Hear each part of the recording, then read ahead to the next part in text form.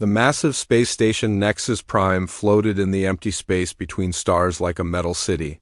Its gleaming towers and spinning rings housed the most important meeting in the galaxy. Every 3 months, representatives from over 300 different alien species came here to talk about trade, borders, and problems that affected everyone. Today felt different. The air in the great council chamber buzzed with tension as delegates took their seats. The chamber itself was enormous, big enough to hold a football stadium. Seats were arranged in circles, each one designed for different types of beings. Some species needed water tanks, others required special gas mixtures to breathe, and a few existed as pure energy contained in crystal shells. At the center of it all sat the humans. Ambassador Jake Morrison straightened his tie and looked around the chamber. 15 years had passed since humans first made contact with the galactic community. 15 years of trying to fit in, follow the rules, and prove that Earth's people deserved a place among the stars. Morrison was a tall man with gray hair and kind eyes, but today those eyes were filled with worry. Beside him sat Dr. Lisa Barnes, the team science advisor. She was a small woman with dark hair who spoke 7 alien languages fluently. On Morrison's other side, Commander Rick Hayes sat in his military dress uniform. Hayes looked like he would rather be anywhere else, his jaw clenched tight as he watched the alien delegates whisper among themselves. The session began when High Chancellor Zethkar of the Vrex Empire stood up. The Vrex looked like giant lizards that walked on 2 legs with scales that changed color based on their emotions. Right now, Zethkar's scales were dark red, which meant anger. "Fellow beings of the Galactic Council," Zethkar's voice boomed through the chamber's translation system. "We gather today to address a growing threat to our peaceful way of life. The humans continue to expand into territories that have been forbidden for good reason." Morrison felt his stomach drop. This was what he had feared, Zethkar continued, his scales growing darker. "These so-called Deathworlders ignore our most basic laws about which planets can be settled. They plant their colonies on worlds that would kill any civilized species within hours. They eat foods that are poison to normal beings. Their children engage in what they call play, but we see it as preparation for violence."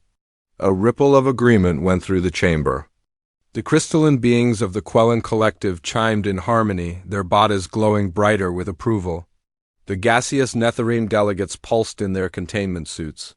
Showing their support, Dr. Barnes leaned over to Morrison. "They're really going to do this," she whispered. Morrison nodded grimly. For months, complaints had been building. The aliens didn't understand why humans could live on planets with crushing gravity, toxic atmospheres, and dangerous wildlife. They didn't understand why human children roughhoused and played war games. They didn't understand why humans ate spicy food, drank alcohol, or did extreme sports for fun. To the galactic community, humans were an anomaly. Most species had evolved on gentle worlds with mild climates and few predators. They had developed technology slowly over millions of years, always focused on comfort and safety. The idea of intentionally seeking out danger or discomfort was completely foreign to them. Delegate Quellanara of the Crystalline Collective spoke next. Her voice sounded like wind chimes in a gentle breeze. "The humans have established colonies on 17 worlds that our surveys marked as uninhabitable. These death worlds contain levels of radiation, gravity, and atmospheric toxicity that would be considered weapons of mass destruction if used against any other species." "That's because you're not looking at the full picture," Dr. Barnes said, standing up. "Those worlds have unique resources and strategic locations. We're not trying to be difficult. We're trying to contribute to galactic civilization by breaking every safety protocol we've established over 10,000 years, Zethkar shot back. "Your species threatens the very foundation of our peaceful coexistence." Commander Hayes finally spoke up, his voice calm but firm. "With respect, Chancellor, we've followed every law and regulation you've given us. We've submitted to inspections, paid our taxes, and contributed to galactic defense forces. What exactly are we being accused of?" A new voice joined the conversation. Ambassador Thegel of the Nethereme Confederacy spoke through a translation. device that made his words sound hollow and echoing. You exist in a way that makes other species uncomfortable. Your very presence reminds us that the galaxy can be a dangerous place.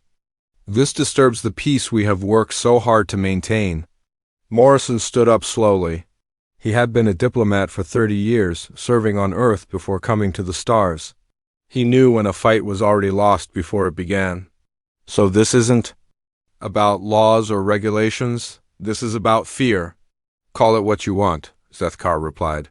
The Council has reached a decision. Humanity will be restricted to your current systems. No new colonies, no expansion beyond the borders we set today. You will also submit to regular inspections to ensure you're not developing any technologies that could threaten galactic peace. The chamber erupted in approval. Beings of every shape and size voiced their agreement through sounds, lights, and chemical signals. Morrison looked around the vast room and realized that his species was completely alone. "You're making a mistake," Morrison said, his voice cutting through the noise. The chamber fell silent. "We've been playing by your rules out of respect. We've held back our natural tendencies because we wanted to be good neighbors. That courtesy is not unlimited." Zethkar's scales shifted to a new color, something between purple and black. Morrison had never seen that color before, but he guessed it meant amusement mixed with contempt. "Are you threatening the Galactic Council, human?" Zethkar asked. Morrison looked at his team. Dr. Barnes nodded slightly. Commander Hayes gave him a hard look that said everything Morrison needed to know. 15 years of trying to fit in, and it had all led to this moment. "No, Chancellor," Morrison replied. "I'm stating a fact. You've spent 15 years studying us, analyzing our biology, our psychology, our capabilities, but you've only seen what we wanted you to see.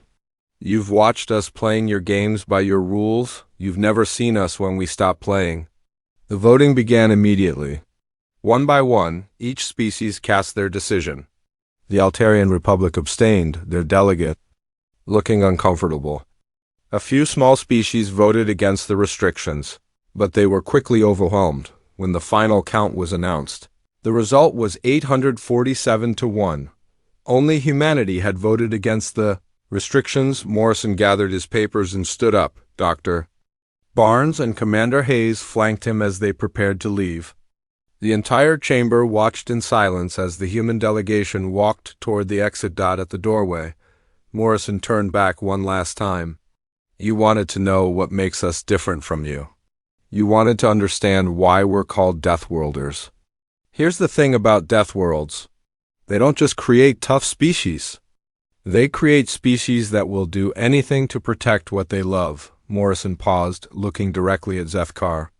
"We love our children. We love our families, we love our freedom, and we love peace. But when someone threatens those things, we become something else entirely." The human ambassador's voice carried clearly across the silent chamber. "You just voted to threaten everything we hold dear. Congratulations. You're about to learn why every predator on Earth learned to fear the hairless apes." As the doors closed behind the human delegation, the chamber remained silent for a long moment. Then slowly the business of the Council resumed. Trade agreements were discussed, border disputes were mediated, and the normal work of galactic civilization continued. None of them realized they had just signed the death warrant of the old galactic order. 3 days later, Ambassador Morrison's ship left Nexus Prime for the last time, carrying with it a simple message for Earth: negotiation period concluded. 3 months had passed since the Galactic Council voted to cage humanity. The restrictions came fast and hard, like a hammer falling on every human settlement beyond Earth. Vrex patrol ships appeared at the edges of human space, their dark hulls bristling with weapons as they enforced the new boundaries. On the frontier world of New Texas, Governor Sam Tucker stood at the observation deck of the colony's main building and watched the alien ships in orbit. The planet below him was harsh by galactic standards, with gravity twice that of most civilized worlds and an atmosphere that would burn the lungs of any Vrex or Quellan who tried to breathe it. But to the 3 million humans who called it home, it was paradise. Tucker was a big man with calloused hands and a beard that had gone gray from years of hard work. He had been a construction worker on Earth before taking the job of building humanity's newest colony. Now he watched alien ships block his people from the supplies they needed to survive. "Governor, we've got another problem," said Maria Santos as she entered the observation room. Santos was the colony's security chief, a former Marine who kept the peace in a settlement where everyone carried weapons and knew how to use them. She looked worried, which was never a good sign. "What now?" Tucker asked, not taking his eyes off the alien blockade. "The medical shipment from Earth. It was supposed to arrive yesterday with medicine for the children's hospital." The Vrex intercepted it at the jump point and turned it back. Tucker felt anger rise in his chest like a fire. The children's hospital served not just New Texas but 3 other human colonies in the sector. Without the specialized medicines that could only be produced on Earth, kids would start dying within weeks. "How many children are we talking about?" Tucker asked. 237 in critical care, Santos replied. "Dr. Williams says she can stretch existing supplies for maybe 10 days if she cuts doses, but after that ... pull quotes, Tucker nodded grimly. The Galactic Council had made their point clear. Humans were to be isolated, contained, and slowly strangled until they learned to accept their place. But they had picked the wrong species to threaten, far from New Texas. In the empty space between star systems, Captain Ben Foster guided his cargo ship Liberty Bell through the darkness. Foster was a merchant trader who had spent the last 8 years carrying supplies between human colonies. His ship was old but reliable, and his crew of 12 were some of the best spacers in human territory. "Captain, we're picking up Vrex patrol signals ahead," reported his navigator, Tony Cruz. Cruz was young but sharp, with an instinct for reading space traffic that had kept them out of trouble more than once. Foster checked his cargo manifest. Again, medical supplies for New Texas, including the antibiotics and blood products that would keep children alive. The Galactic Council's restrictions said human ships could not carry goods that might be used as weapons, but there was nothing dangerous about medicine. "We're carrying legal cargo to a human colony," Foster said. "They can't stop us." His first mate, Ellen Kim, looked doubtful. Kim had been Foster's partner for 5 years and knew him well enough to read the determination in his voice. "The Vrex don't care about legal anymore, Ben. They're looking for any excuse to flex their muscles." "Then we'll give them a lesson in human stubbornness," Foster replied. 2 hours later, the Liberty Bell dropped out of hyperspace at the edge of the New Texas system. Immediately, alarms began sounding as sensors picked up the massive Vrex Heavy cruiser waiting for them. "Unknown human vessel, this is War Leader Gothan of the Imperial Vrex Navy," came the transmission. The translation made the alien's voice sound cold and mechanical. "You are in violation of Galactic Council Resolution 2847. Prepare to be boarded." Foster opened a channel. "This is Captain Ben Foster of the merchant vessel Liberty Bell. We're carrying medical supplies to New Texas colony under humanitarian protocols. These supplies are not restricted under any galactic law. All human expansion activities are now restricted," Gothan replied. "Your cargo will be confiscated and your vessel escorted back to Earth space." Foster looked at his crew. They were all watching him, waiting for his decision. These people had followed him through asteroid fields and solar storms. They trusted him to make the right choice. "Negative, Vrex ship," Foster said into the comm. "There are sick children on New Texas who need this medicine. We're proceeding to the colony." The Vrex cruiser moved to intercept them. It was 10 times the size of the Liberty Bell, with enough firepower to destroy a small fleet. But Foster kept his ship on course toward New Texas. "Captain Foster," Gothan's voice carried a note of warning, "do not force us to use violence. Surrender your cargo and return to Earth space." Foster thought about the children in the hospital on New Texas. He thought about Governor Tucker and all the families who had come to this harsh world to build something better. He thought about Ambassador Morrison's warning to the Galactic Council 3 months ago. "War Leader Gothan," Foster said, his voice steady, "those children never hurt anyone. They don't deserve to die because you're afraid of humans. I'm not turning around." The Vrex warship's weapons powered up, energy readings spiking across the Liberty Bell sensors. Foster's crew stayed at their posts, following their captain's lead even though they all knew what was coming. "You have brought this upon yourself, human," Gothan said. The first blast tore through the Liberty Bell's engine section. The ship shuddered and began to list as power systems failed. Emergency lights bathed the bridge in red as Foster tried to maintain control. "Damage report," Foster called out. "Engines are gone," reported Chief Engineer Dan Walsh over the intercom. "We're venting atmosphere from sections 3 through 7. I'm trying to seal the breaches." The second blast hit the ship's main hull. Foster felt the deck buck beneath his feet as the Liberty Bell began to break apart. Through the view screen, he could see the Vrex cruiser moving closer. Preparing to finish them off, Foster grabbed the emergency transmitter and set it to broadcast on all frequencies. "This is Captain Ben Foster of the Liberty Bell. We are under attack by Vrex forces while carrying medical supplies to sick children. If anyone receives this message, tell Earth what happened here. Tell them the Galactic Council is murdering human children." The third blast destroyed the ship's main reactor. The Liberty Bell exploded in a flash of light that could be seen from New Texas's surface. All 12 crew members died instantly, along with the medical supplies that would have saved hundreds of young lives on New Texas. Governor Tucker watched the explosion through his telescope. Maria Santos stood beside him, her face grim as she processed what they had just witnessed. "Get me a secure channel to Earth," Tucker said quietly. "What are you going to tell them?" Santos asked. Tucker turned away from the telescope. His eyes held the same cold fury that had made him a legend during the corporate wars on Earth. "I'm going to tell them that the talking is over."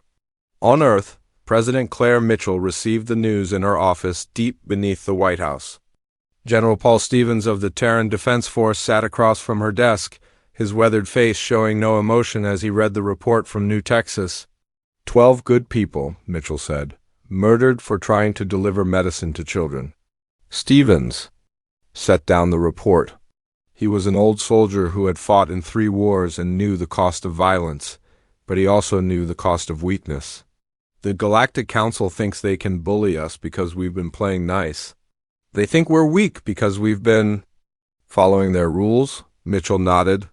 She had been elected on a platform of peaceful cooperation with alien species. For 3 years, she had worked to build trust and understanding between humans and the galactic community. All of that was now ashes. "Paul, I want you to send a message to Ambassador Morrison," Mitchell said. "Tell him his diplomatic mission is over. Bring him home." "And then?" Stevens asked. Mitchell stood up and walked to the window that looked out over the city. Millions of humans lived their daily lives, unaware that their species had just crossed a line they could never uncross. "Then we show the galaxy what happens when Deathworlders stop playing fair," she said. The first sign that something had changed came 72 hours after the Liberty Bell's destruction. Across human space, cargo ships and civilian transports began to transform. Panels that had seemed like simple hull plating slid away to reveal weapon systems that no galactic database could identify. Ships that had registered as harmless. Merchants suddenly showed energy signatures that dwarfed military cruisers. Captain Joe Parker stood on the bridge of his vessel, which until 3 days ago had been called the Simple Trader. Now the name on the hull read Manifest Destiny, and the ship bore no resemblance to the peaceful cargo hauler it had pretended to be. Weapon ports lined its sides like the teeth of some ancient Earth predator. Shield generators hummed with power. That should have been impossible for a civilian vessel. Parker was a quiet man who had spent 8 years hauling grain and manufactured goods between human colonies. The aliens who had inspected his ship dozens of times had seen exactly what he wanted them to see: a boring merchant captain with a boring cargo ship. They had never looked closely enough to notice that his grain silos could be jettisoned in 60 seconds to make room for missile launchers. "Captain, we have the Vrex patrol fleet on sensors," reported his tactical officer. Jenny Lee had officially been listed as the ship's accountant for the past 5 years. Her real job was managing the most advanced weapon system the Terran Defense Force had ever built. How many ships? Parker asked. 12 vessels, including the heavy cruiser that destroyed the Liberty Bell, Lee replied. War leader Gothan is commanding from the flagship Bloodspear, Parker nodded. Intelligence reports from Earth had been very specific about which wrecked ship had murdered Captain Foster and his crew. The galaxy was about to learn that humans had very long memories when it came to justice. Signal the fleet, Parker ordered. All ships? This is manifest destiny. Target the flagship first. I want Gothan to see what's coming. 6 other human ships decloaked around the Vrex patrol formation. Each one had undergone the same transformation as Parker's vessel. The merchant ship Lucky Strike revealed itself as a missile destroyer. The transport New Hope sprouted energy cannons that could punch through a battleship's armor. The survey vessel Deep Explorer deployed sensor arrays that could track enemy ships through hyperspace itself. War leader Gothan received the sensor alerts on his bridge and felt his scales shift to the dark blue of confusion. 12 human vessels had appeared from nowhere, their energy signatures completely wrong for the civilian ships his intelligence reports had described. Communications, open a channel to the human ships, Gothan ordered. This is War Leader Gothan of the Imperial Vrex Navy, he transmitted.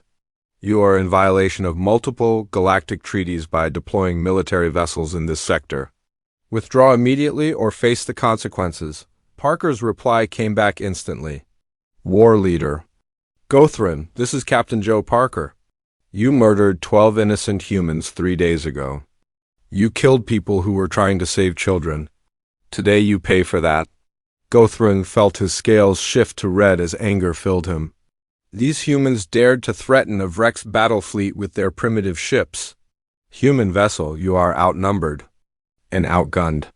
Your species has always been inferior in space combat. Surrender now and you will be permitted to live. Inferior? Parker's voice carried something that made Gothan's scales shift to a color he had never seen before. You've never seen us fight, alien. You've only seen us playing by your rules. Those rules no longer apply. The human ships attacked without warning. In galactic warfare, civilized species always announced their intentions, gave formal challenges, and followed strict protocols for engagement. They maintained safe distances and targeted only military systems to minimize casualties. Humans did none of these things. The manifest destiny accelerated directly toward the Vrex flagship at a speed that should have torn any ship apart. Parker's vessel rammed the Bloodspear's main hull, using reinforced earth steel and momentum as a weapon. The impact sent both ships spinning, but the human ship's superior construction allowed it to pull away and continue fighting. The other human vessels swarmed the Vrex formation like angry hornets. They ignored defensive fire and closed to point-blank range where their weapons could do maximum damage. They targeted life support systems, something considered barbaric by galactic standards. They used psychological warfare, broadcasting human music and images that triggered primal fear responses in alien nervous systems. Commander Amy Chun led the attack from her ship, the Retribution. Chun was officially a freight coordinator, but her real background was 15 years in Earth Special Forces. She had spent those years learning how to kill efficiently and without mercy. All ships, remember your training, Chun transmitted. To the human fleet, these are not innocent civilians. These are the beings who murdered our people. Show them what happens when you threaten human children. The Vrex tried to fight back using standard galactic tactics. They maintained formation, coordinated their fire, and attempted to use their superior numbers to overwhelm the human attack. But humans had spent 15 years studying galactic military doctrine, not to copy it, but to find ways to destroy it. Every Vrex weapon system had been analyzed by human scientists. Every tactical maneuver had been wargamed by human strategists. Every psychological profile had been studied by human intelligence officers. The aliens thought they were fighting an unknown enemy, but humans had been preparing for this exact battle for over a decade. The first Vrex ship to die was the destroyer, Swift Talon. Jenny Lee's missiles found its reactor core and the ship vanished in a flash of nuclear fire. The second was the cruiser Honor Guard, torn apart by concentrated energy fire from 3 human ships attacking in perfect coordination. War leader Gothan watched his fleet being systematically destroyed and felt something alien creep into his mind: fear. The humans were not just winning, they were hunting.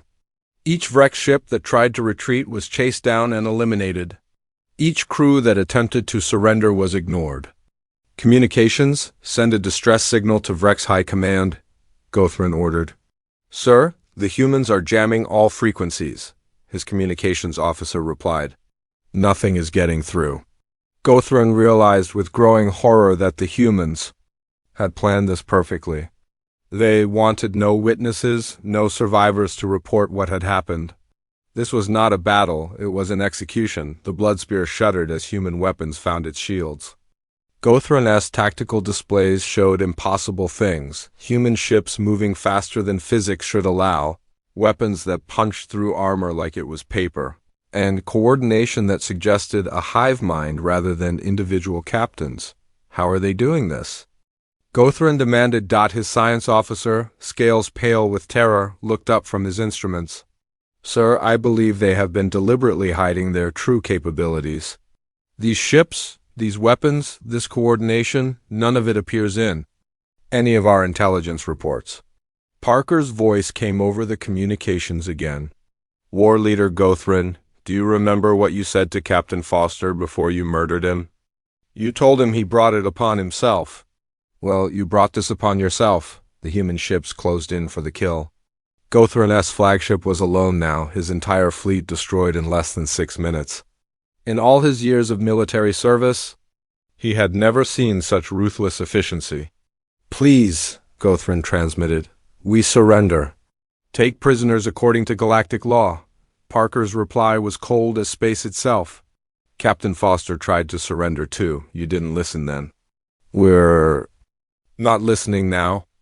The Manifest Destiny's final attack punched through the Bloodspear's hull and detonated the ship's main reactor.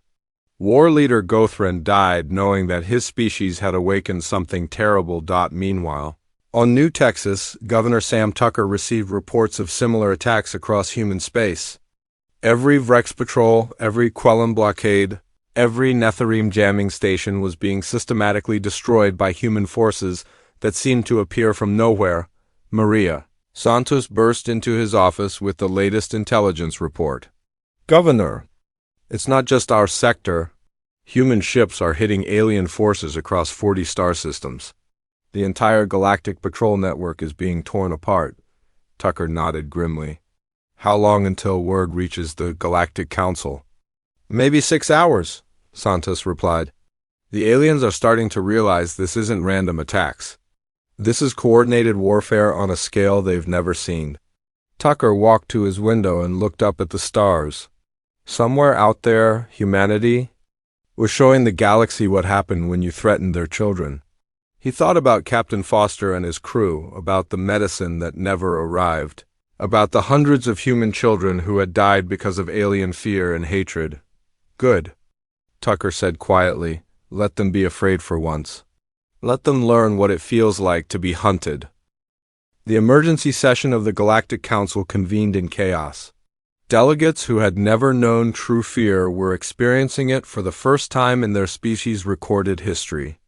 The great chamber of Nexus Prime, which had once echoed with the confident voices of galactic civilization, now buzzed with panic and desperate whispers. High Chancellor Zethkar stood at the center podium, his scales shifting rapidly between colors as conflicting emotions battled within him.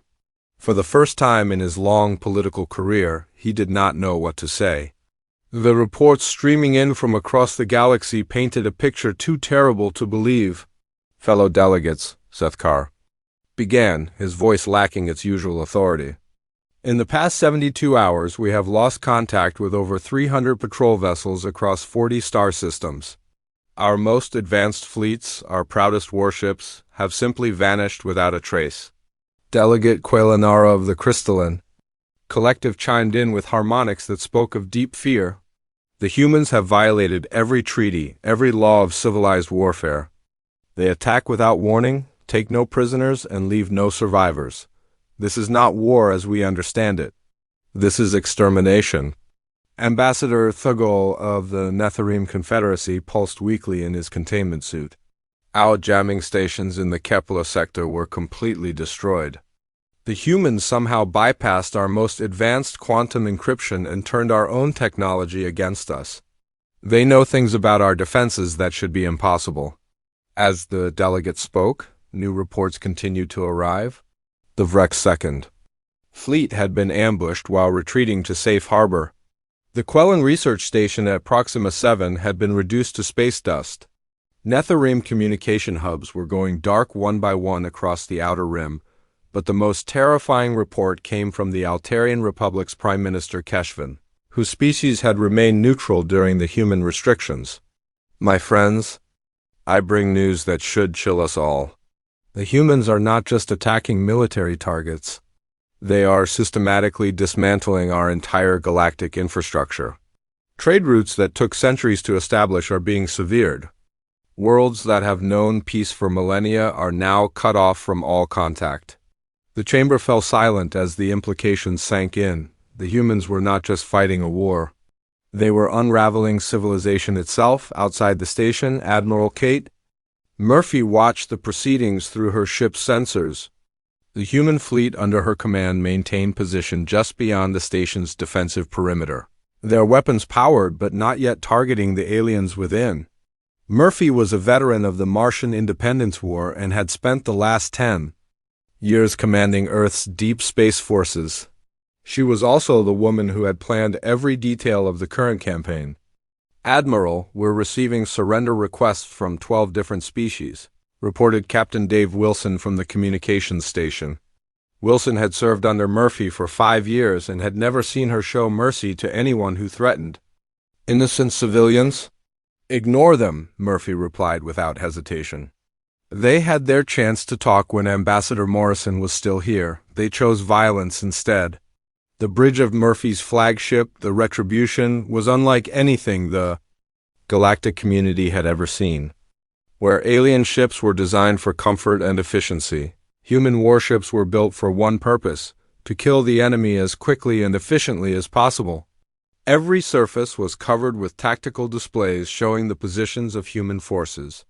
Across the galaxy, every screen showed the systematic destruction of the old galactic order. Admiral, the station's defensive systems are powering up, reported Tactical Officer Lynn Roberts. Roberts was young, but had earned her position by being the best strategic thinker in the fleet. They're preparing to fire on us. Murphy smiled. Coldly, let them try. Have they forgotten that we helped design those defenses? The truth was even worse than the aliens suspected. For 15 years, human engineers had worked alongside galactic scientists to build the greatest defensive systems. In known space, they had studied every component, every circuit, every line of code. Not to improve them, but to find ways to destroy them. Inside the station, panic was spreading beyond the council chamber.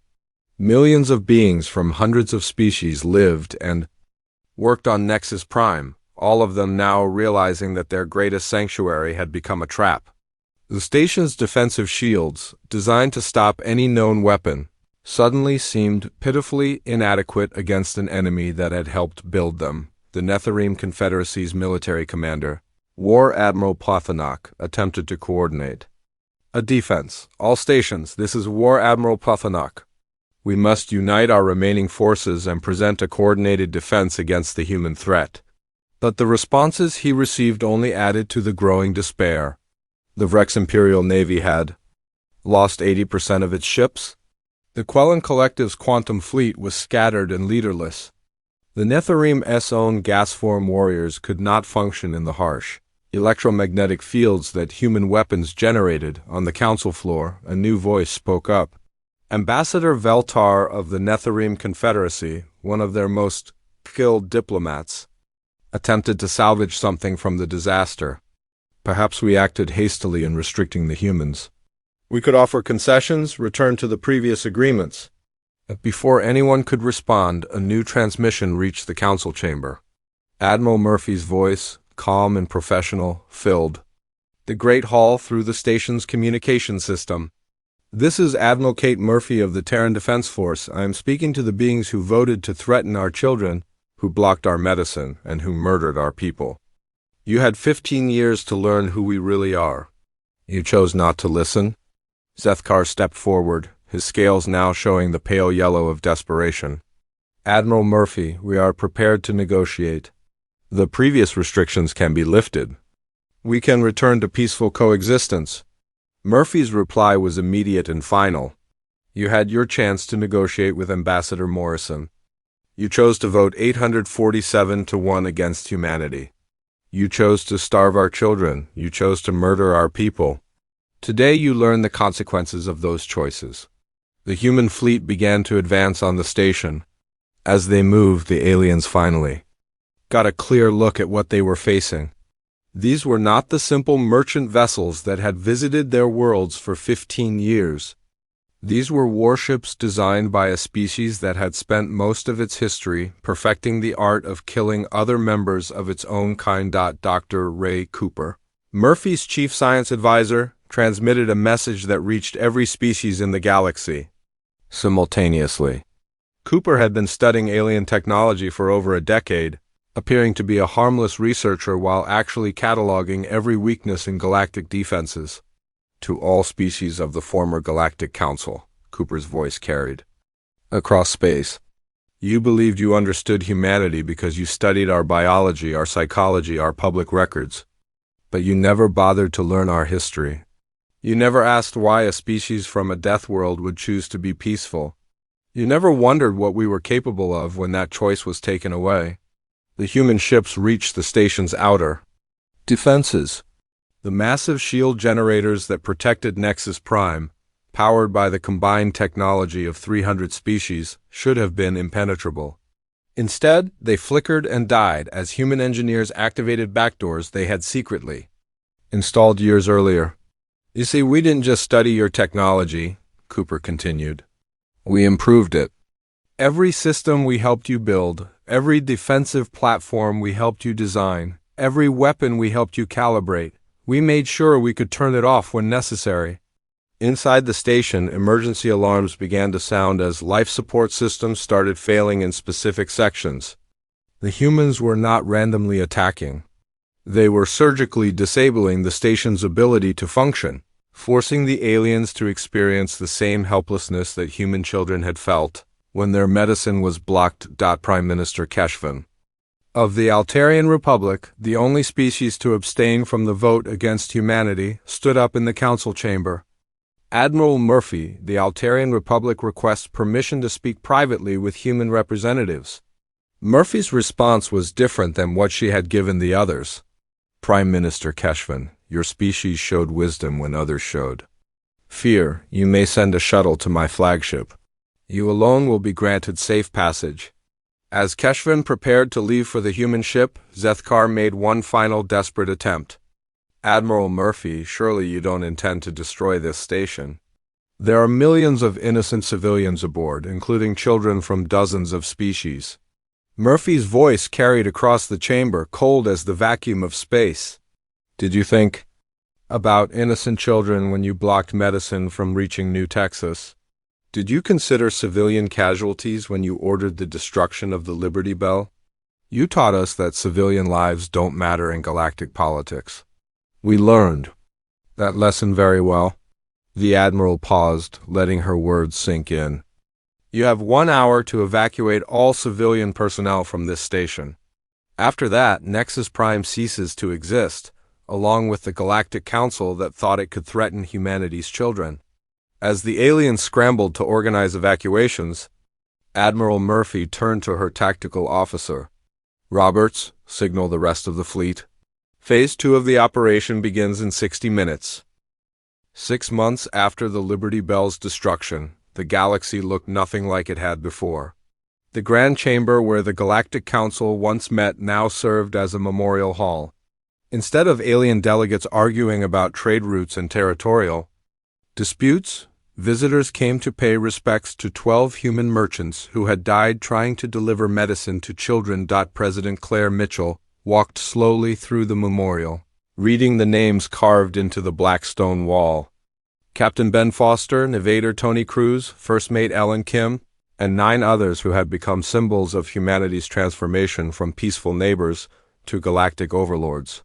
The inscription below their names was simple but clear: the children must not suffer. Mitchell was no longer just President of Earth.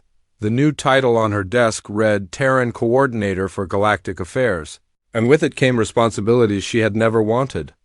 The old Galactic Council was gone, replaced by a system where humanity held the balance of power and other species existed at their discretion. "Ma'am, the representatives are ready for you," said General Paul Stevens as he entered the memorial hall. Stevens had traded his military uniform for a civilian suit, but his eyes still held the hardness of a man who had overseen the systematic destruction of galactic civilization. Mitchell nodded and followed Stevens to what had once been the council chamber. The circular seating arrangement was gone, replaced by a simple conference table where the surviving alien leaders waited nervously. At the head of the table sat former Ambassador Jake Morrison, who had returned from exile to help build the new order. The gathering was much smaller than the old council sessions. Many species had simply vanished during the 6 months of human retaliation. The Vrex Empire existed only as scattered refugee fleets under human protection. The Quellan Collective had shattered into dozens of small groups begging for sanctuary. The Nethereme Confederacy had surrendered completely after losing their homeworld to what humans politely called atmospheric restructuring. But some species had adapted. Prime Minister Keshvan of the Altarian Republic sat at Morrison's right hand, his people having become humanity's first true allies. His public acknowledgement that humanity's actions were necessary to prevent genocide had earned his species a place in the new order. "Thank you all for coming," Mitchell said as she took her seat. "I know these past months have been difficult for your peoples. Today we establish the rules that will govern our galaxy going forward." The alien representatives listened in silence. Gone were the proud speeches and diplomatic protests of the old council. These beings had seen their fleets destroyed, their worlds conquered, and their children held hostage by a species they had foolishly tried to cage. "The terms are simple," Morrison continued: equality or extinction. Every species in this galaxy will be treated with the same respect, given the same rights, and held to the same standards. There will be no special privileges based on how long your civilization has existed or how advanced your technology might be. A nervous delegate from the Kepler Mining Consortium raised a tentative hand. "Coordinator Mitchell, what guarantees? Do we have that humanity will not abuse this power as we did?" Mitchell's expression was calm but firm. "The same guarantee we gave the old Galactic Council. We are not interested in ruling you. We are interested in protecting what we hold dear. As long as you don't threaten human children, human families, or human freedom, you have nothing to fear from us." Stevens stepped forward with a datapad. "However, any species that attempts to restrict human movement, block human trade, or harm human civilians will face immediate and total retaliation. We've learned that some lines should never be crossed." The transformation hadn't been without cost. Several species had chosen resistance over surrender and paid the ultimate price. The Zephyrian hegemony had tried to rally support for a final stand against humanity, only to watch their homeworld get turned into an asteroid field when they refused to release human prisoners. The crystalline hive mind had attempted to use their psychic abilities against human children and found their entire collective consciousness severed by weapons designed specifically to counter their mental powers. But for every species that chose destruction, 2 others chose adaptation. The Oceanic Federation had welcomed human colonists to their water worlds, finding that humans could thrive in environments that most species found hostile. The Silicon Plains Alliance had entered into mining partnerships with human corporations, discovering that Deathworld engineering could extract resources from planets everyone else considered worthless. "There is one more matter to address," Mitchell said, standing up. "The question of justice for those who voted to starve our children and murder our people." The remaining alien leaders shifted uncomfortably. They had all voted for the restrictions that led to this war. Some had even cheered when the Liberty Bell was destroyed. Morrison opened a file on his tablet. We have complete records of the vote that started this conflict. 847 species voted to restrict humanity. 312 of those species have been eliminated through military action or voluntary dissolution. That leaves 535 species to account for their actions. A representative from the Andorian Trade Union spoke up, his voice shaking. Coordinator Mitchell, surely there must be some path to redemption for those who made mistakes in judgment. Mitchell walked around the table, stopping behind each alien delegate. There is. You're looking at it. You serve the new galactic order. You follow human leadership, and you never again threaten what we hold sacred. In return, your species continues to exist. The delegate from the Tau Ceti Mining Guild asked the question they all wanted answered. And if we refuse? Stevens answered, with the same cold professionalism he had shown throughout the war.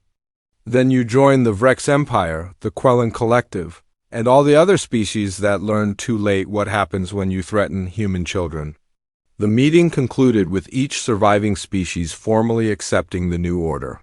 They signed documents acknowledging human authority, agreeing to trade partnerships, and most importantly, pledging never to interfere with human expansion or threaten human civilians. As the alien delegates filed out, Mitchell remained in the chamber with Morrison and Stevens. Through the massive windows, they could see human ships patrolling the space around the station, ensuring that the new peace would be maintained through strength rather than trust.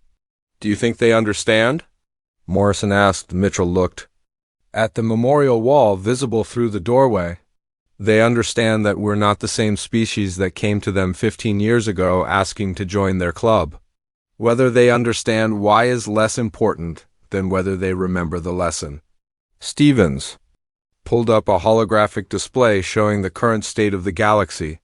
Human territory now included over 2,000 star systems, with colonies on worlds that the old Galactic Council had declared impossible to inhabit. Trade flowed freely along routes protected by human warships, and species that had never spoken to each other were now working together under human oversight. The children are asking questions, Stevens said quietly. Human children want to know why we had to destroy so many alien species. Alien children want to know why the Deathworlders were so angry, Mitchell nodded. This was perhaps the most important part of building the new order. What are you telling them? The truth, Morrison replied. We tell human children that some lines should never be crossed, and that peaceful people can become terrible when you threaten what they love. We tell alien children that the galaxy is a dangerous place, but that if you respect others and don't hurt innocents, you can live safely under our protection. Years passed, and the story of the day Deathworlders ceased playing fair became the most important lesson taught to children across the galaxy. Human children learned about the cost of protecting what you love. Alien children learned about the consequences of mistaking kindness for weakness. In schools on 1,000 worlds, teachers would tell the story of Captain Ben Foster and his crew, who died trying to deliver medicine to sick children. They would explain how the murder of 12 good people led to the fall of the greatest civilization the galaxy had ever known. The lesson was always the same. Never threaten what Deathworlders hold dear, because they will not play fair in return. On Earth, in a small cemetery in Foster's hometown, a simple gravestone bore the inscription that had become humanity's motto in the new galactic order. The children must not suffer. Visitors from across the galaxy came to leave flowers and pay respects to the man whose death had changed everything. And in the deepest archives of every surviving civilization, scholars maintain detailed records of the time before when the galaxy knew peace because the Deathworlders chose to be merciful. It served as a reminder that humanity's greatest strength was never their technology or their tactics, but their capacity for both unlimited love and unlimited fury. The myth spread to every corner of the galaxy, told in 1,000 different languages, but always ending the same way. The day the Deathworlders stopped playing fair was the day the galaxy learned what monsters look like when you threaten their children.